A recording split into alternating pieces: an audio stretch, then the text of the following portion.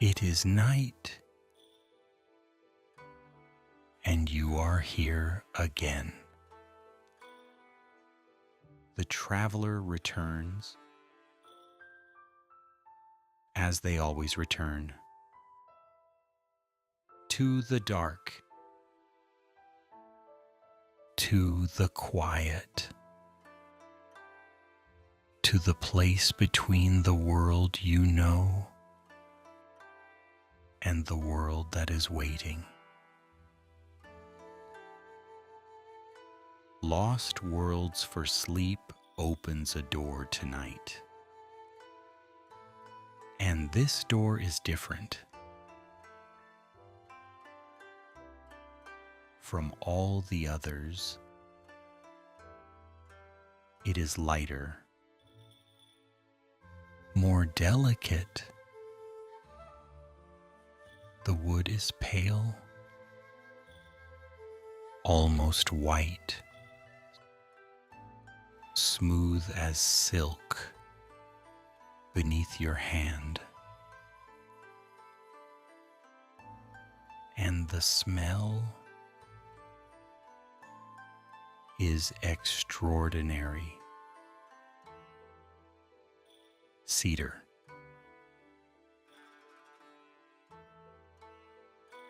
The particular cedar of ancient wood that has been polished by 1,000 careful hands over 1,000 careful years. And beneath that, incense, sandalwood, and something sweeter, something that has no name in any language you know. Only in this one, and rain. The smell of rain on stone, on moss, on the ancient tiles of a city that has been listening to rain for 1,000 years and knows exactly how to receive it beyond the door. A city is breathing, not like Rome, not like Athens, not like Egypt. This breathing is different, slower, more deliberate, as if the city itself has been taught to breathe correctly, to breathe with intention, the way a monk breathes, the way water breathes, the way silence breathes when it is deep enough. Tonight you are going to Kyoto. Not the Kyoto of today, not the Kyoto of tourists and photographs and busy streets. The real Kyoto, the living Kyoto, the Kyoto that existed at the absolute peak of its extraordinary beauty. The year is 1000 AD, the Heian period, the period of peace and tranquility and refinement. The emperor rules. From his palace at the heart of the city, a palace so beautiful that poets spend their entire lives trying to describe it, and always fail, because some things cannot be described. They can only be experienced. In this city, beauty is not decoration. Beauty is the point, the entire point of everything. Poetry and music, painting and calligraphy, the arrangement of flowers, the pouring of tea, the folding of a letter, even the way a sleeve falls from a raised arm. All of these things are considered with the same seriousness that other civilizations give to war or conquest or power. In Heian Kyoto, the highest compliment you can give someone is not that they are strong or rich or powerful. It is that they are sensitive, that they notice things, that they feel things deeply, completely, without looking away. Close your eyes. Take a slow breath in. Feel the pale cedar door, smooth as silk beneath your hand.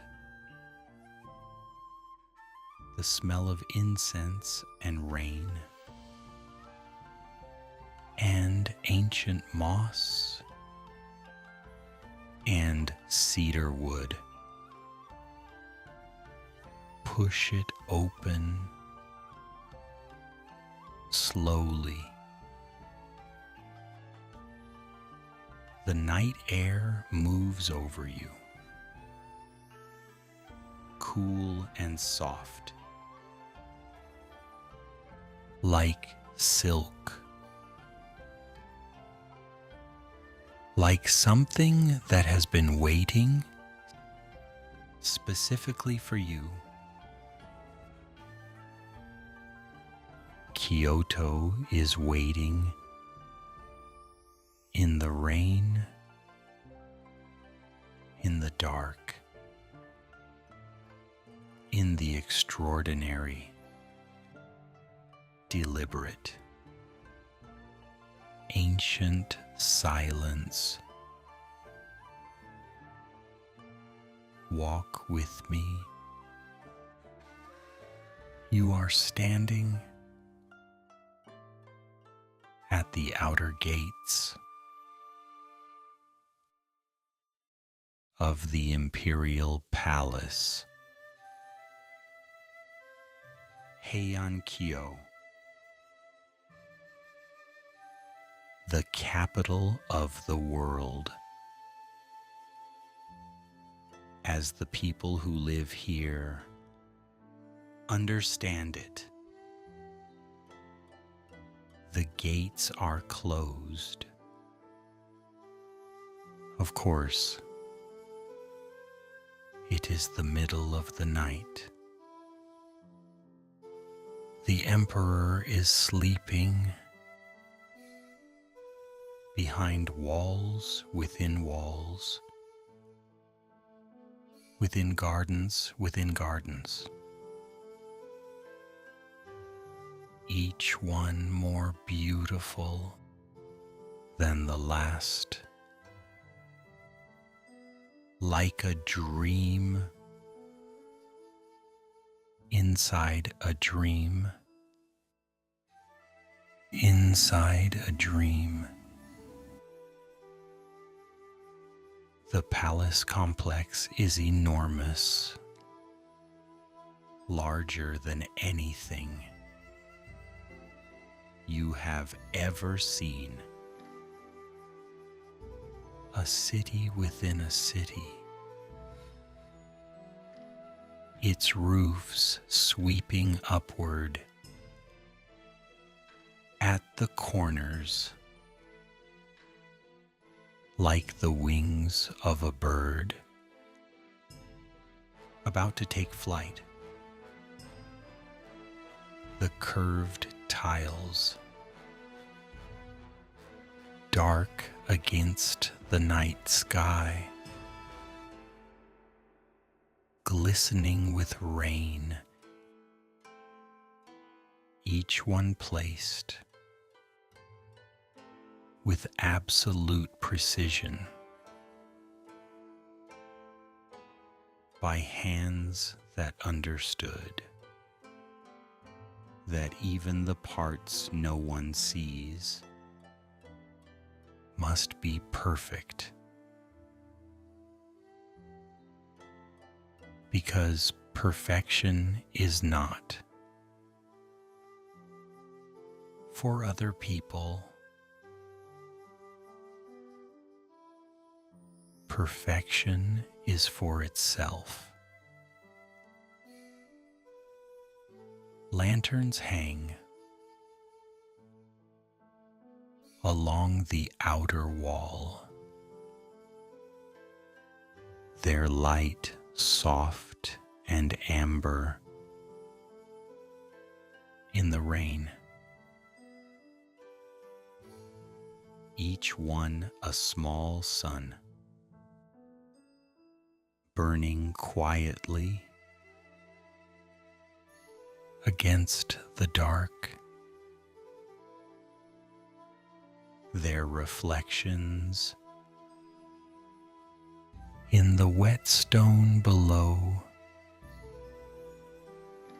perfect circles of gold, trembling slightly when the rain touches them, and then settling back into stillness. As all things settle, given enough patience, you walk along the outer wall, your feet on wet stone, the sound soft and precise, in the quiet. The wall beside you is the color of old ivory, pale and luminous in the lantern light, its surface perfectly smooth, not a crack, not a mark, as if it has been tended and cared for every single day since the day it was built, which it has, because in Kyoto, that is what you do. You tend things. You care for things. You give your attention to the things that deserve attention, which is everything. Everything deserves attention. In this city, a gate appears in the wall, not the main gate. A smaller one set into the wall, almost invisible unless you know where to look. It is open just slightly, just enough for one person to pass through. You step inside, and the world changes completely. A garden, but not like any garden you have ever seen. Not a garden that grows freely and wildly in whatever direction it chooses. A garden that has been thought about for a very long time. Every tree, every stone, every moss-covered path, every reflection in the water, considered and placed with the same care that a poet gives to every word. A pond at the center of the garden, its surface perfectly still, despite the rain which falls on it in tiny perfect circles that appear and expand and disappear each one complete in itself. Each one gone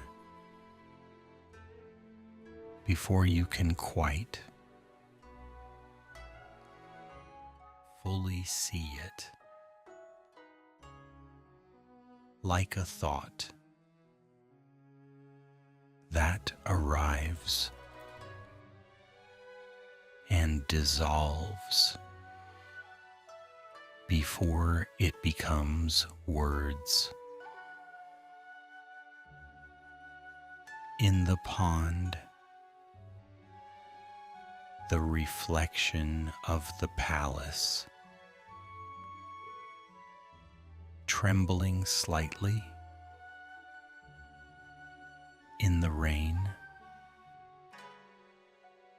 a second palace made entirely of water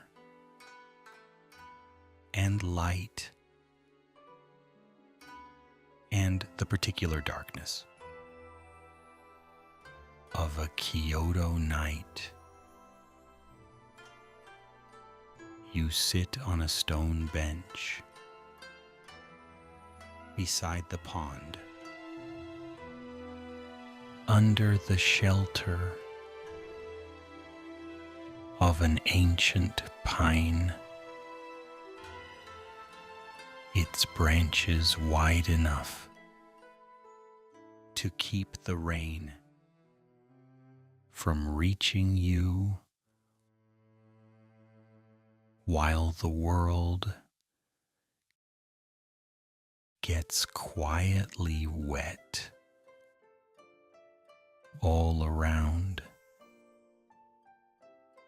The sound of the rain on the pond, on the tiles, on the pine needles above you, is the only sound in the entire world. Let it enter you. That sound. The rain on water, the rain on stone, the rain on ancient pine.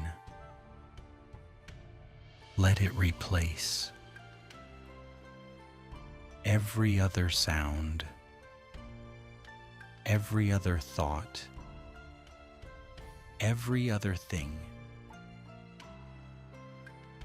that is not this. This garden, this rain, this night,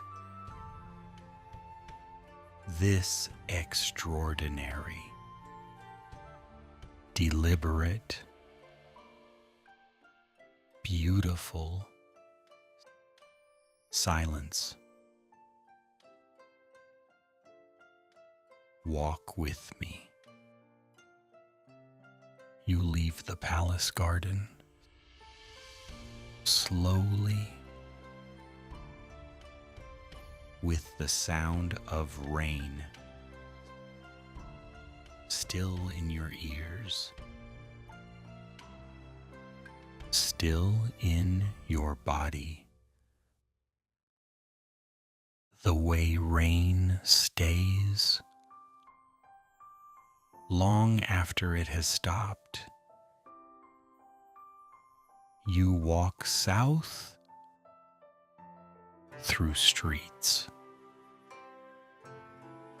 that are perfectly straight and perfectly quiet. Kyoto was built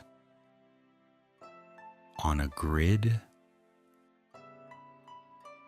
like a thought that has been organized with great care. Every street running perfectly parallel or perfectly perpendicular to every other street. No confusion, no chaos, no streets that wander and lose themselves, as streets do in other cities, in other minds.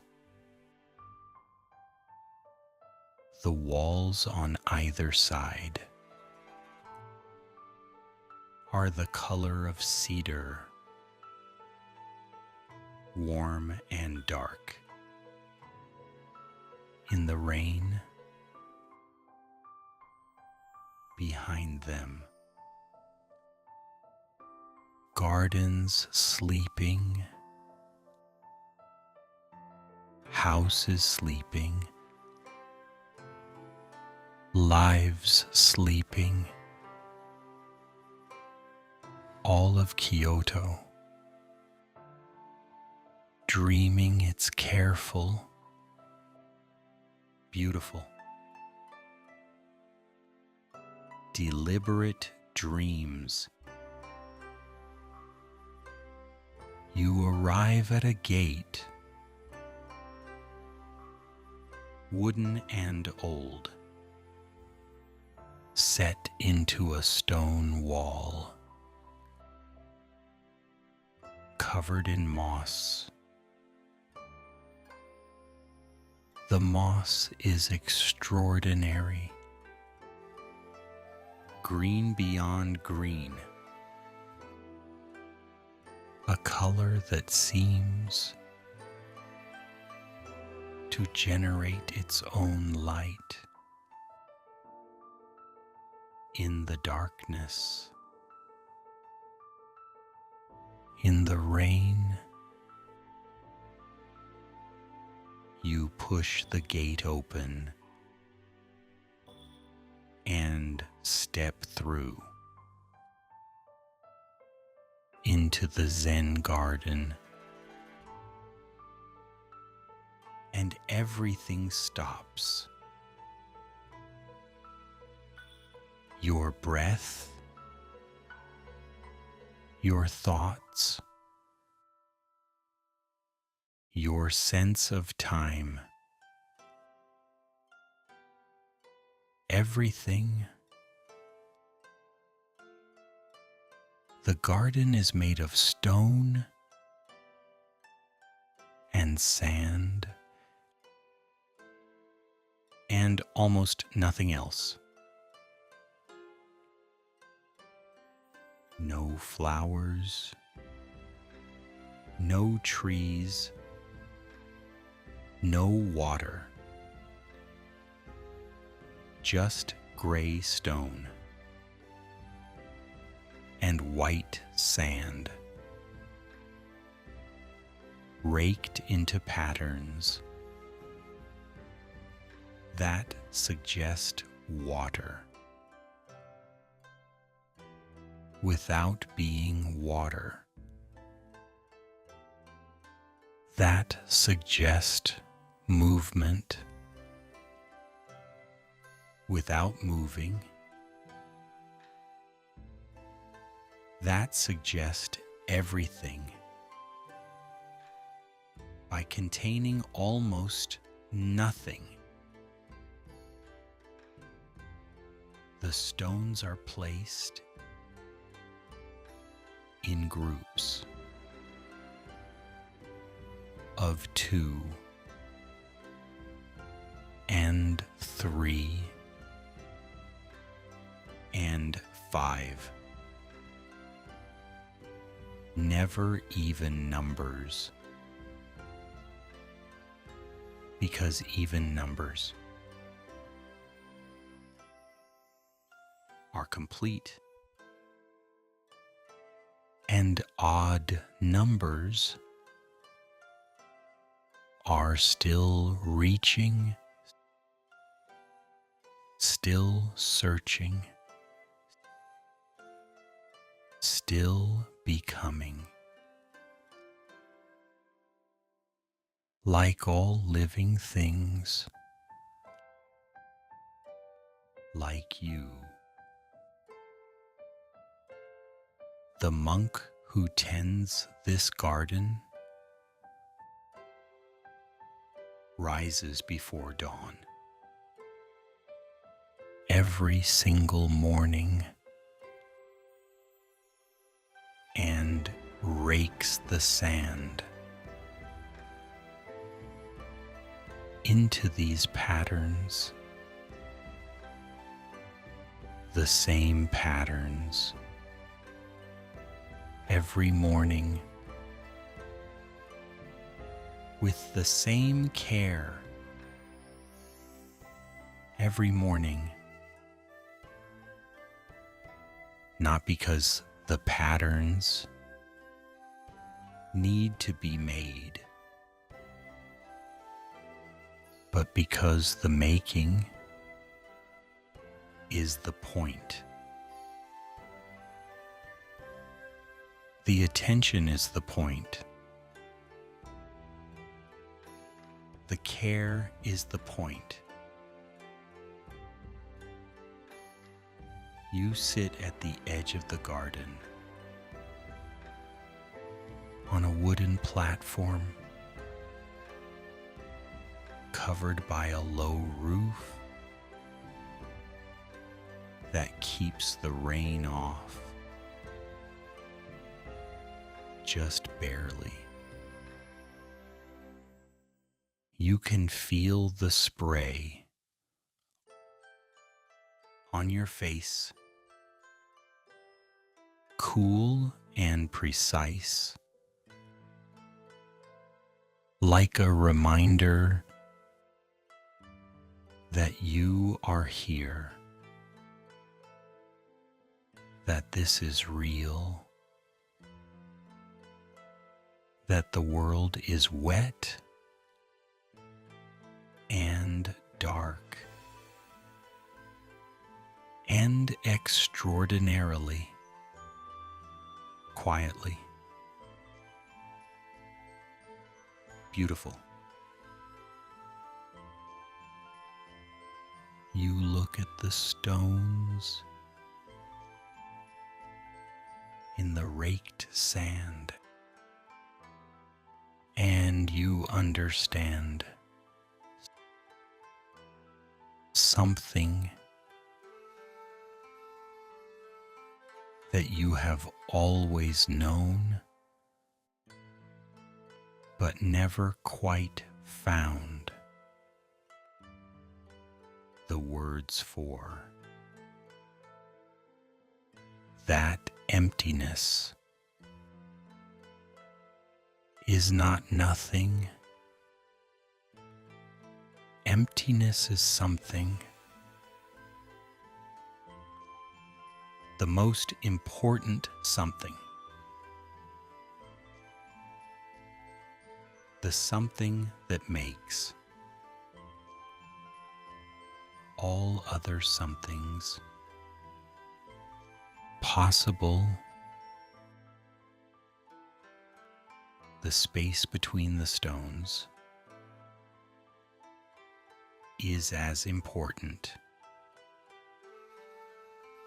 as the stones themselves.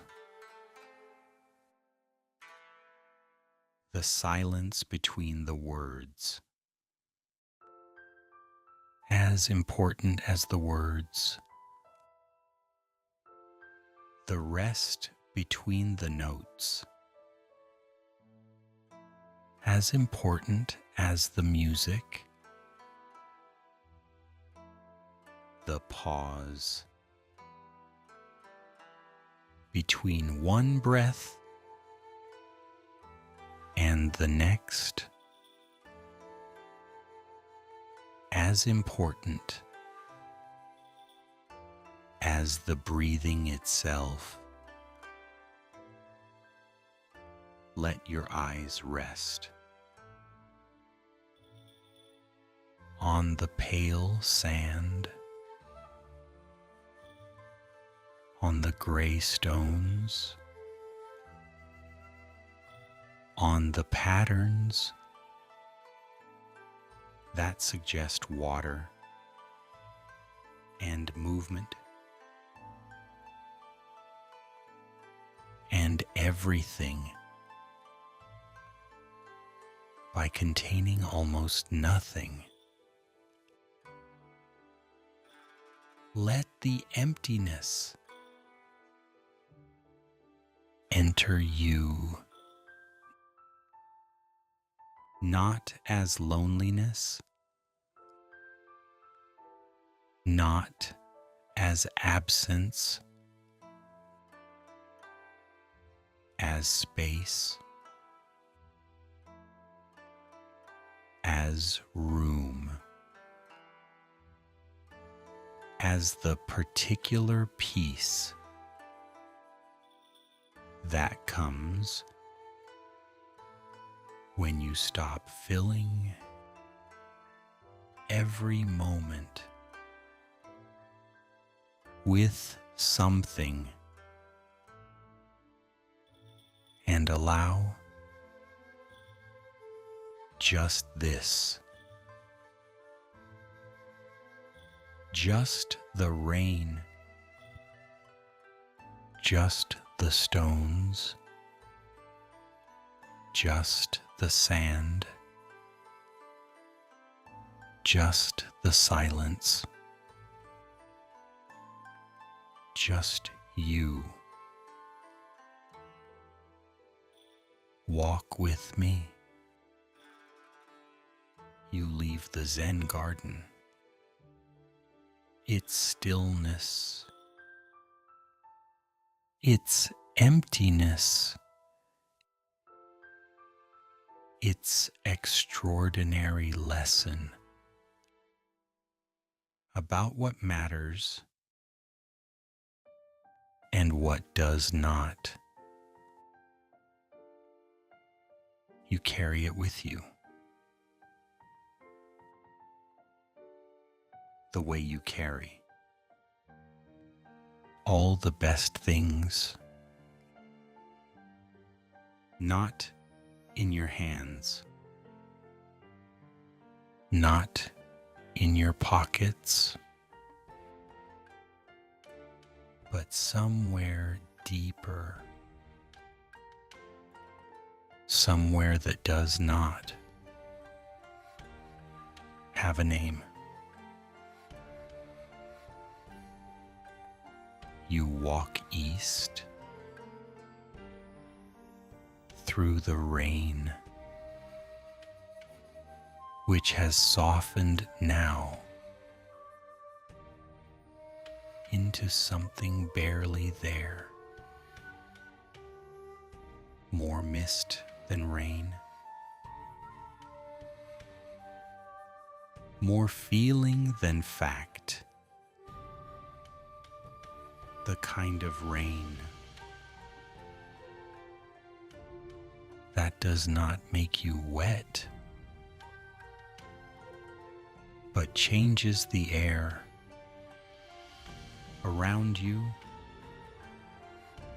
makes it softer, closer, more present. And then you hear it before you see it. A bell, deep and slow. A single note that seems to come from everywhere at once. From the stones,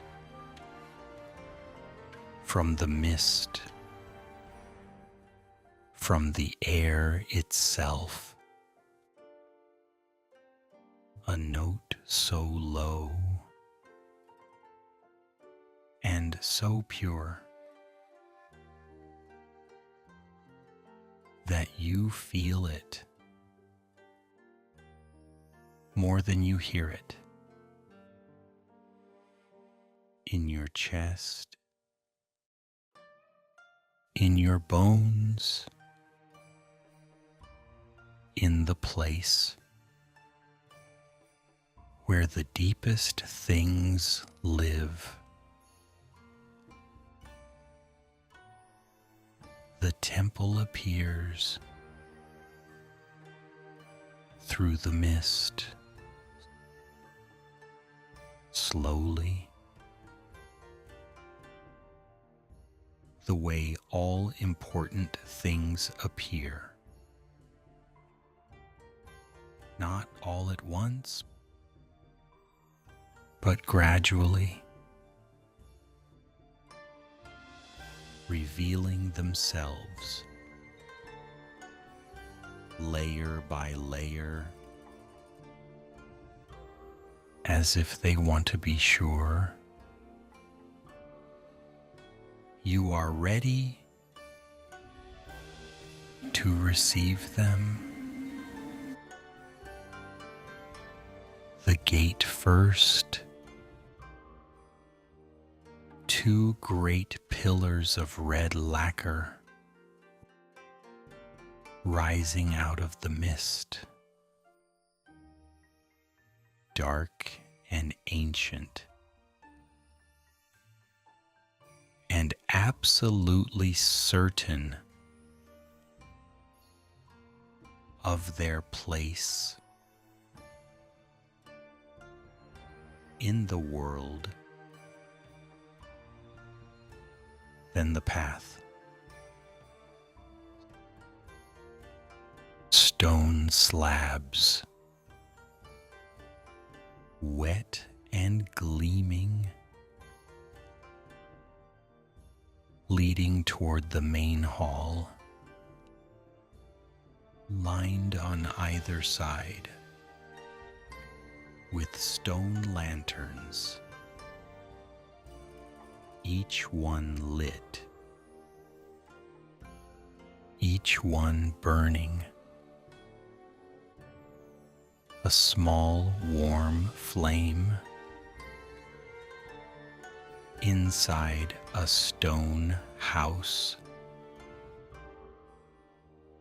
protected from the rain, protected from the wind, burning quietly as it has burned for a very long time. And then the temple itself, rising from the mist, its roof sweeping upward. At the corners, dark tiles glistening with rain, its wooden walls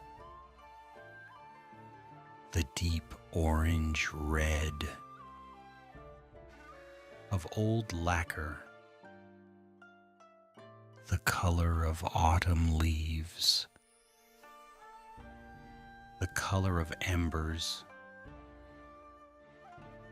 the color of something that has been burning for centuries and has not burned out. You walk up the path between the stone lanterns, their light warm on your face, the smell of incense reaching you now, strong and sweet and ancient, sandalwood and something else, something that has been burning in this temple for so long that it has become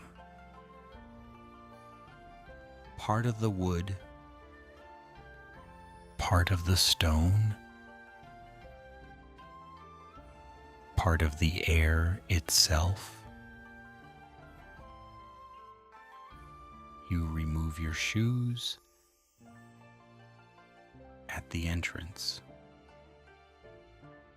as everyone does, has always done,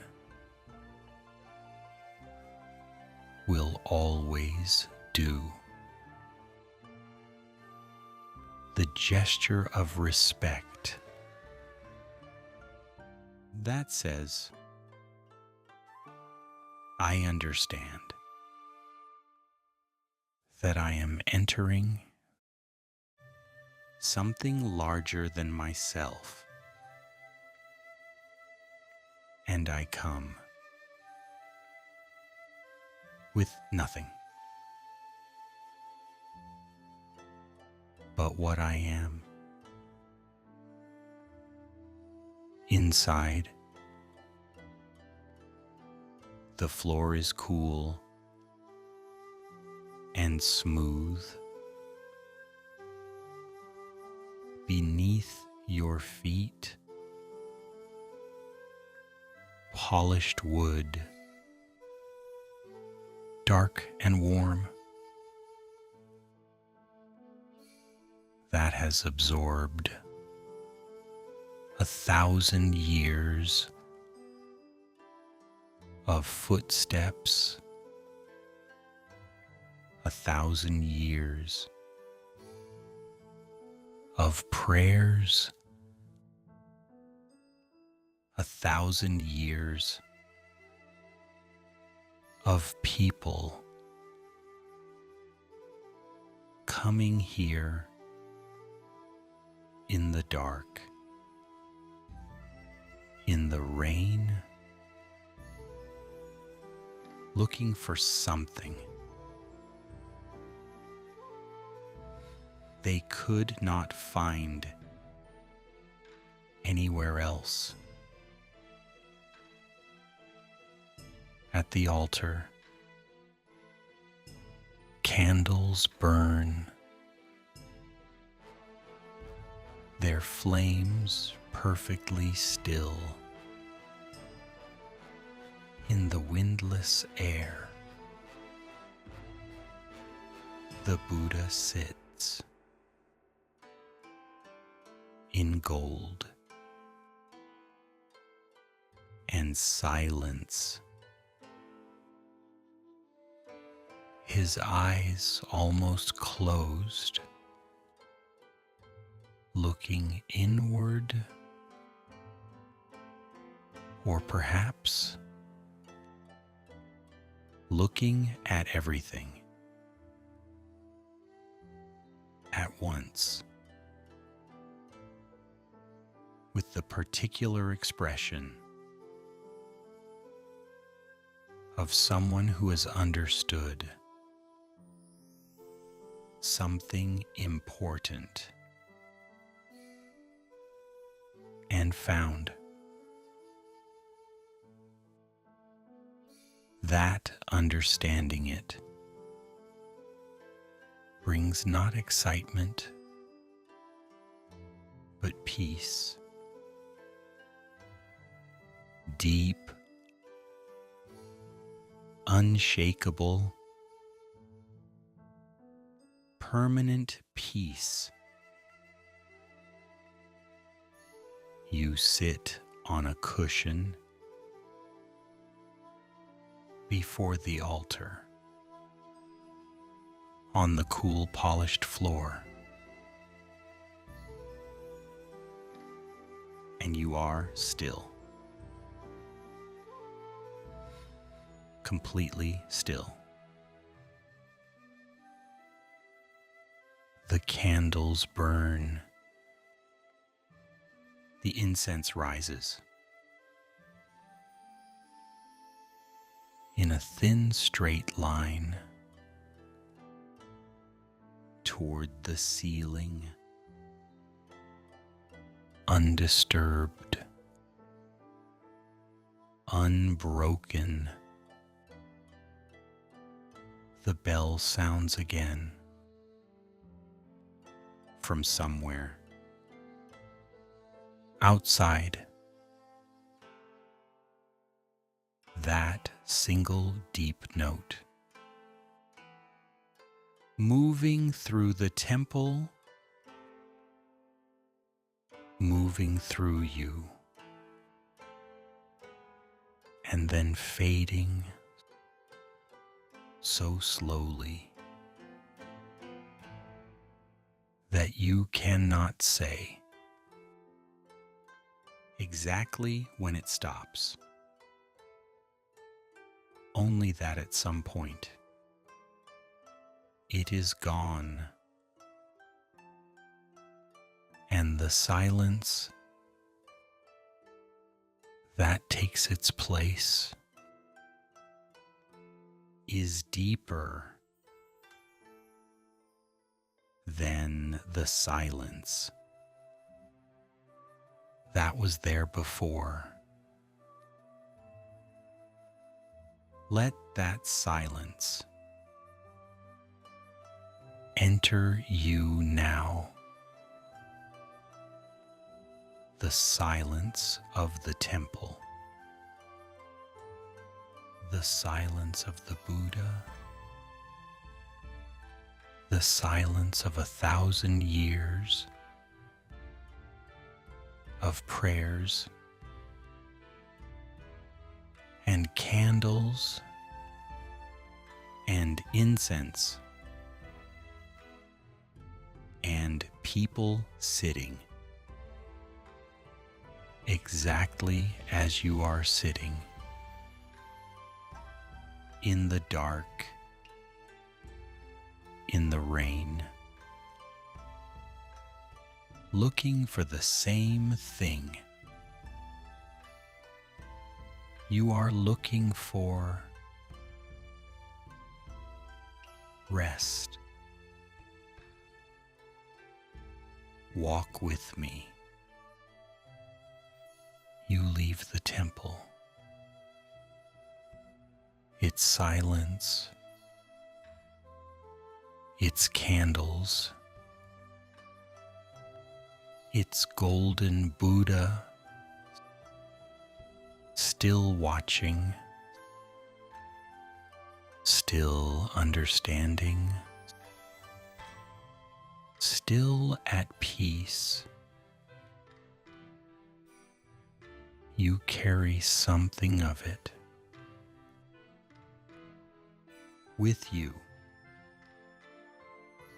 as you always carry something of the places that receive you without judgment, without expectation, without asking anything at all.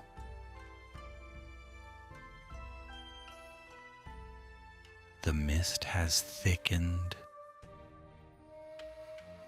while you were inside. The streets of Kyoto,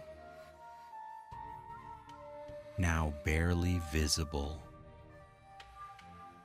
beyond a few meters. Everything softened, everything gentled by the white mist that moves through the city like something alive, like the city is breathing out very slowly. You follow a path through a bamboo grove the bamboo tall and close on either side, their trunks pale green in the mist, their leaves whispering against each other in a language you almost understand. Almost. The sound of bamboo in a light wind is one of the most beautiful sounds in the world. Soft and dry, and somehow both random and musical at the same time, like rain, but lighter, like music, but freer. At the end of the path, a small building, almost hidden in the bamboo, so small and so perfectly placed that it seems to have grown here rather than being built. Its walls of pale paper glowing softly. From within, warm amber light filtering through the paper screens like moonlight through clouds. The tea house. You approach slowly. The gravel path, announcing your footsteps softly, deliberately, because in the tea house,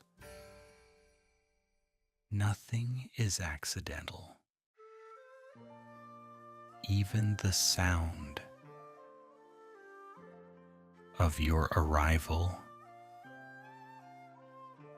has been considered. You enter through a door so small that you must bow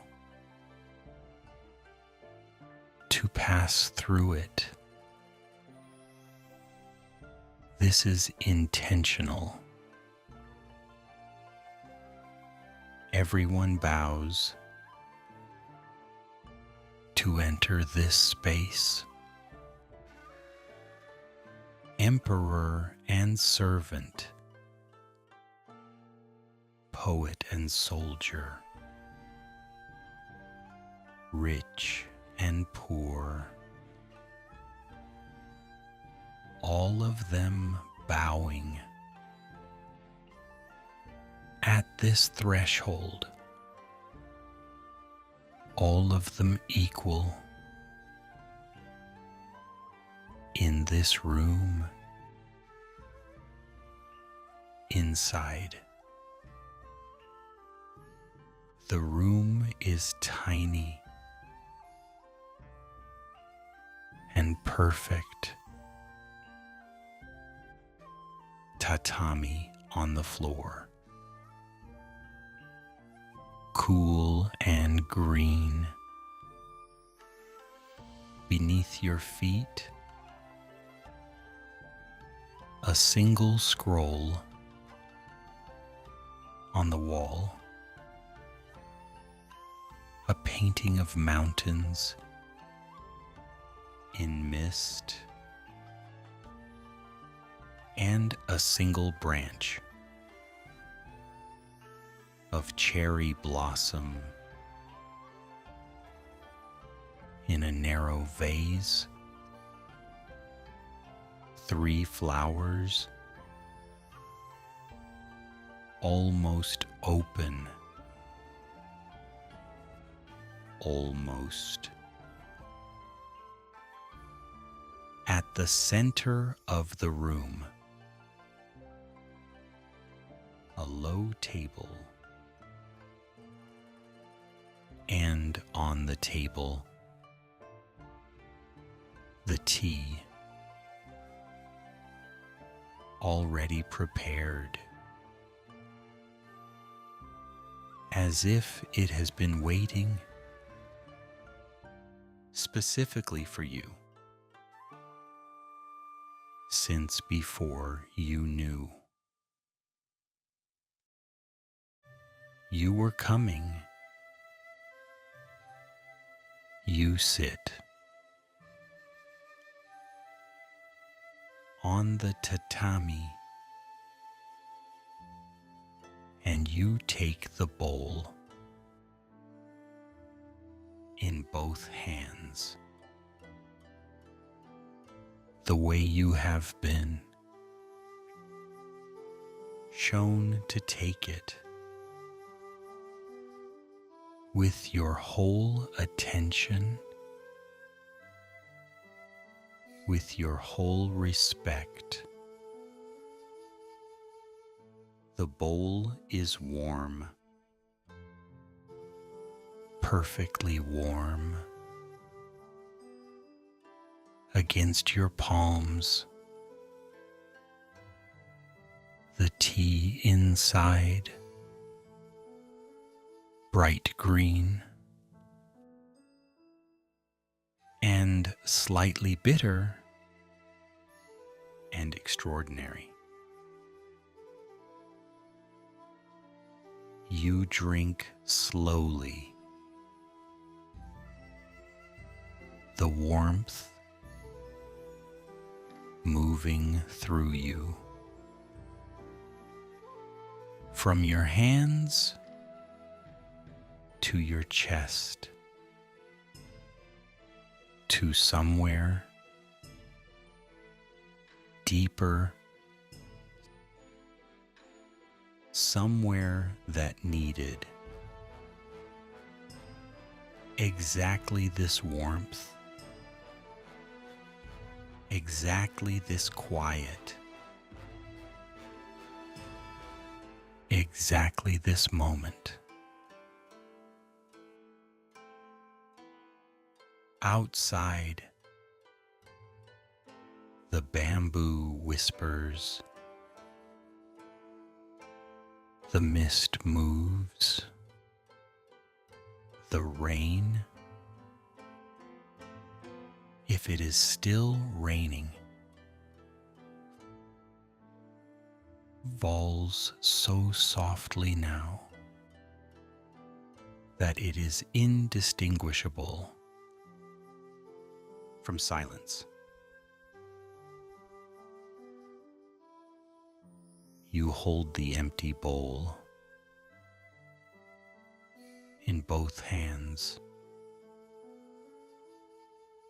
and look at it the way the monk looks at the garden, with full attention, with full presence, without needing it to be anything. other than what it is. A bowl, empty now and perfect. In its emptiness, let the warmth of the tea stay with you. That particular warmth that starts in the hands and moves inward until the whole body is warm, is quiet, is still. Walk with me. You leave the tea house, the warmth of the bowl still in your hands, still in your chest, still in the place where warmth lives. When it is real, something has changed. In the city, you feel it before you see it, before there is any evidence at all. Just a feeling, a shift in the quality of the dark. The mist is still here, still moving, still soft. But something within it has changed, as if the mist itself knows that it is almost finished for tonight and is gathering itself for one last slow, beautiful dissolution. You walk south through streets that are completely empty. Even the last lamps are burning low. Even the last sounds have faded. Kyoto is asleep, truly asleep, in the way that cities sleep. In the deepest hours, when even the most restless have finally surrendered to the dark, you find yourself at the edge of a river. The Kamo River,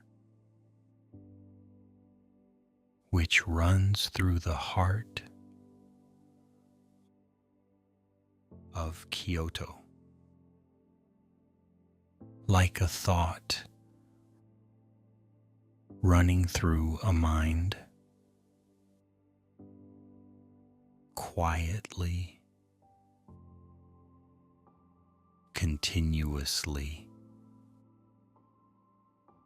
without beginning, without end. You sit on the bank, the grass beneath you, cool and wet from the rain, the river before you, dark and moving, its surface catching what little light there is, and releasing it in slow, shifting, silver patterns.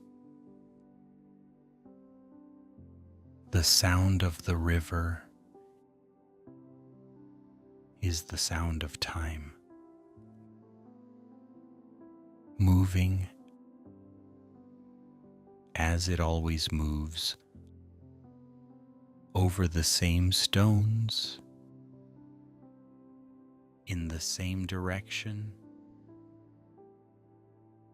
with the same patience it has always had. The first bird calls from somewhere across the river, a single note, high and clear, like a question asked into the dark, without expecting an answer, just the asking, just the sound, just the voice, insisting on itself in the silence, and then another from further away, and another. The dawn chorus beginning, one voice at a time. The way all beautiful things begin, one voice at a time. The sky above the eastern mountains has changed. The deepest black of midnight has softened into something that is not quite black, not yet blue, something that exists only in this hour, only in this precise window of time between the end of night and the beginning of morning. The mountains are visible now, just barely, their shapes emerging from the dark, like thoughts, becoming clear after a long, confusing, beautiful night, the mist on the river is lifting very slowly, rising from the water into the pre-dawn air, as if the river is releasing something it has been holding all night, something it no longer needs. Now that the light is coming, a heron stands at the edge of the water, completely still, as herons always stand, as if stillness is not an effort, but a gift, as if the heron knows something about patience and waiting and the particular rewards that come only to those who are willing to be still long enough. Let your breathing slow, like the river, like the heron, like the mist, rising slowly from the water. Let the pre-dawn light enter you, that particular gray between dark and light, between night and morning, between what was and what will be. You are almost there, almost at the place where the night releases you, where sleep opens its arms and takes you in, where Kyoto becomes something else,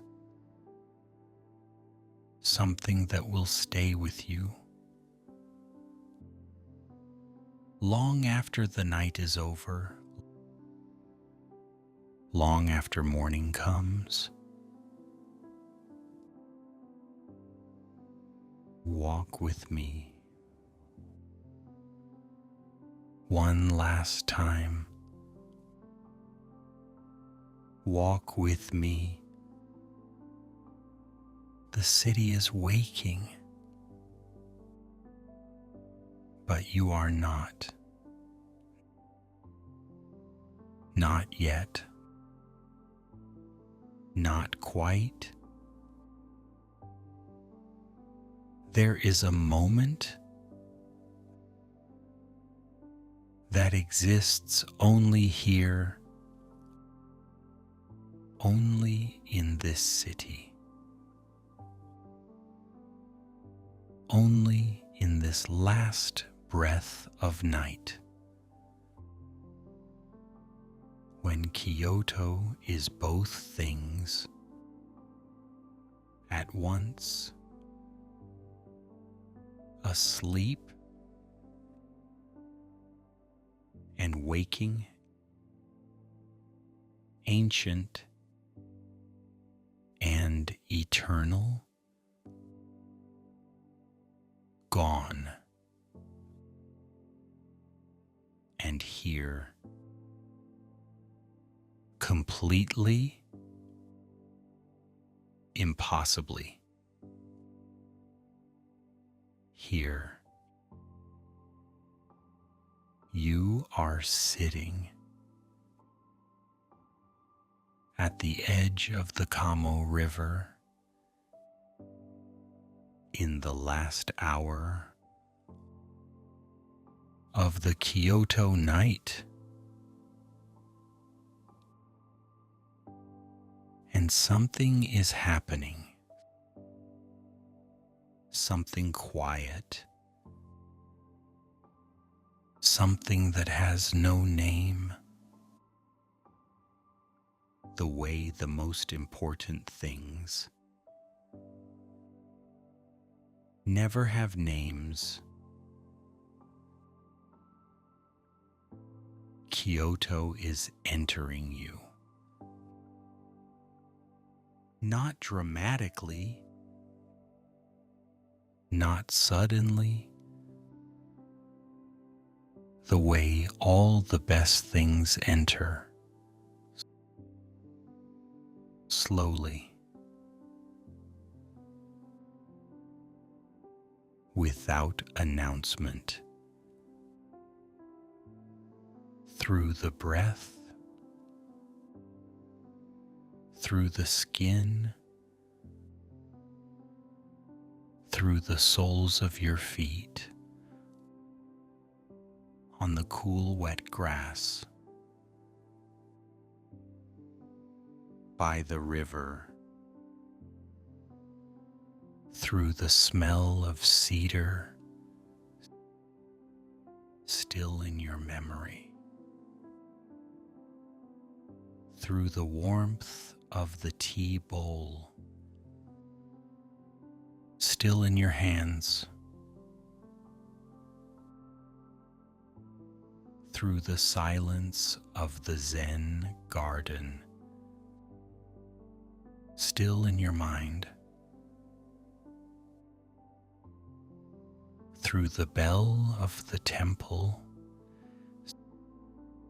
still in your chest,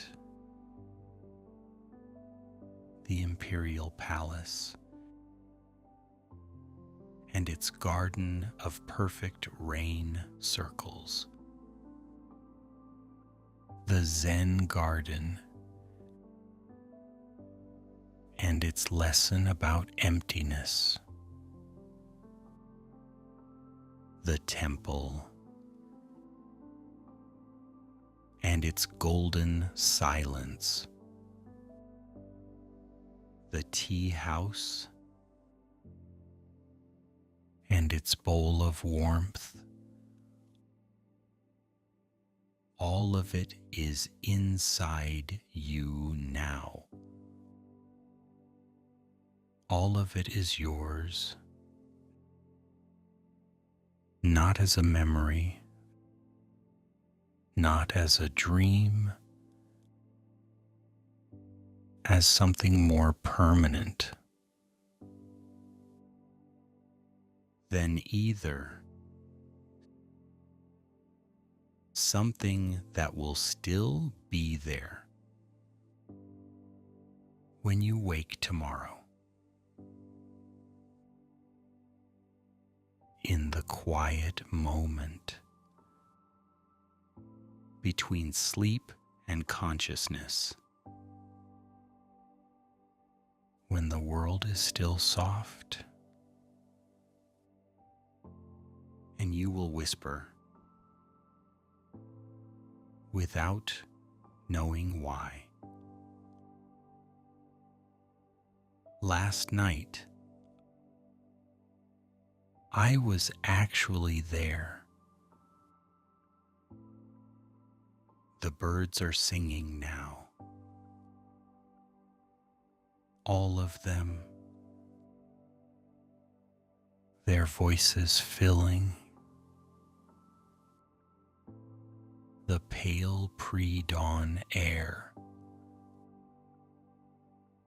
the sound of life, insisting on itself, as it always insists, as it has always insisted, since the first morning, since the first human being stood in this air and heard this sound and understood that the night was ending and the world was choosing to continue. Your eyes are heavy, the good heavy,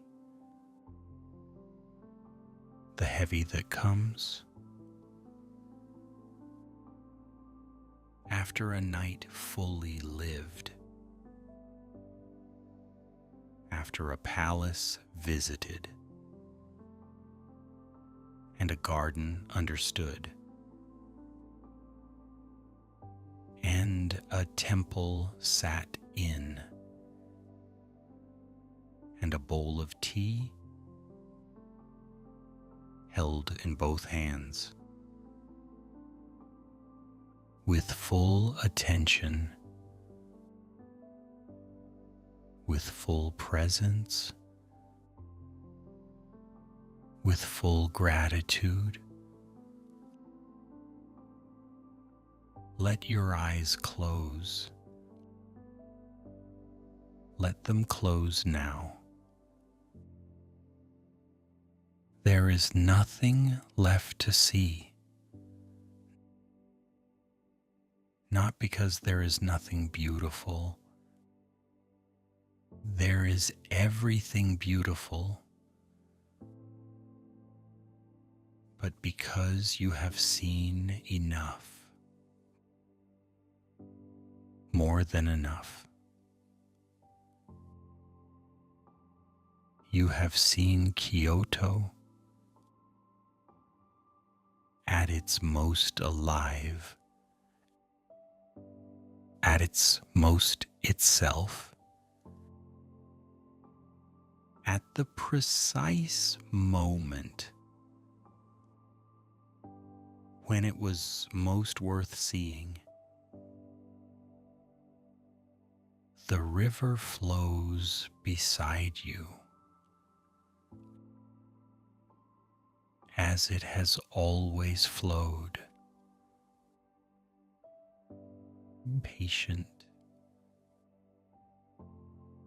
continuous, saying nothing, but meaning everything. Let its sound enter you. That soft, continuous, ancient sound of water over stone, of time moving gently through the world. Let it carry you the way the river carries everything that trusts it. Kyoto is not gone. Not tonight. Not for you. Not ever. Not while someone is sitting by the river. In the hours when the world is quiet, not while someone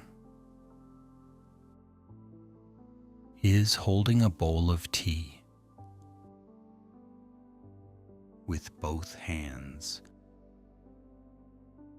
and full attention, not while someone is sitting in the silence of a Zen garden and understanding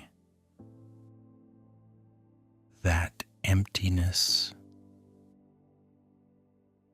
is not nothing. Kyoto lives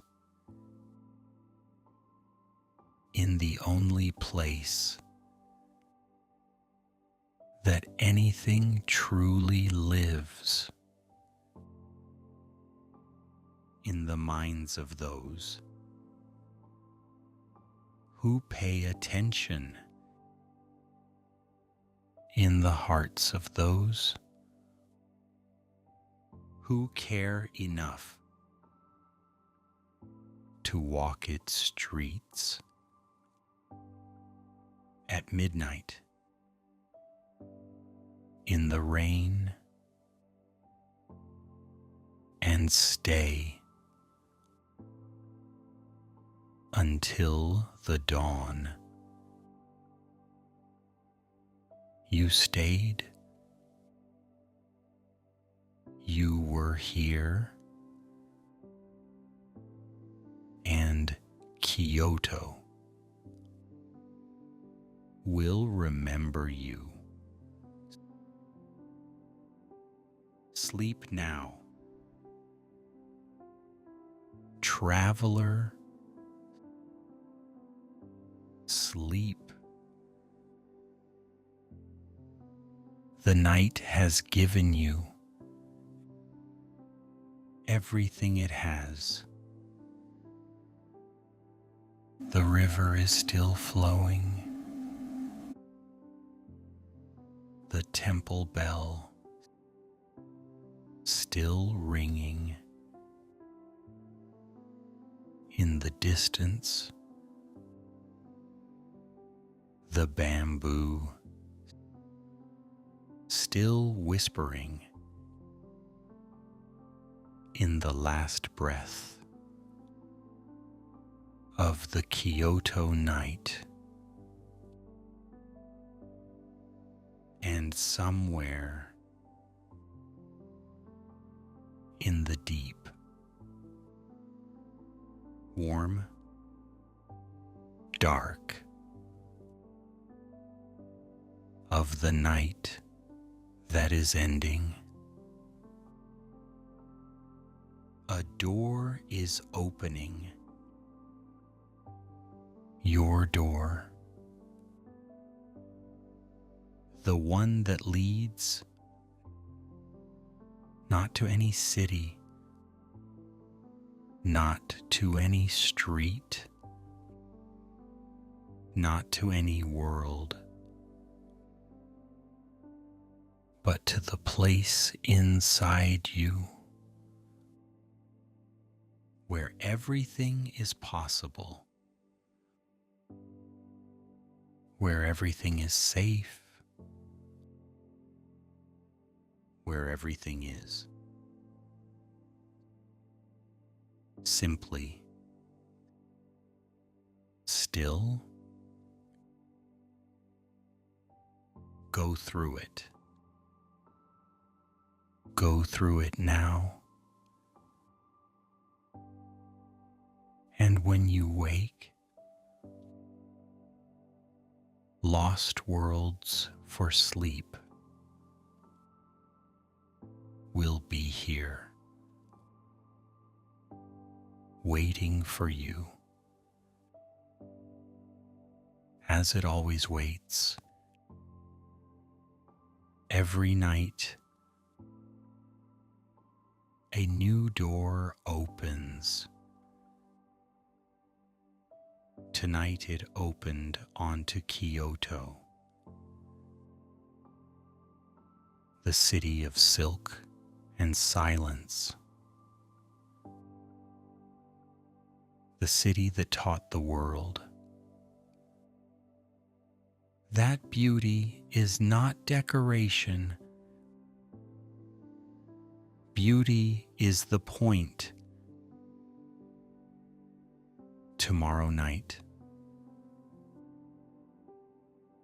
another door,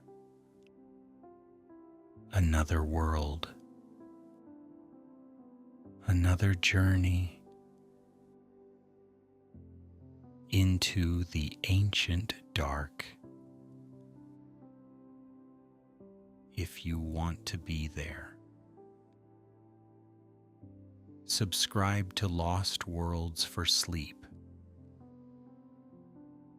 so the next door opens for you automatically, without you having to look for it. We will come to you in the night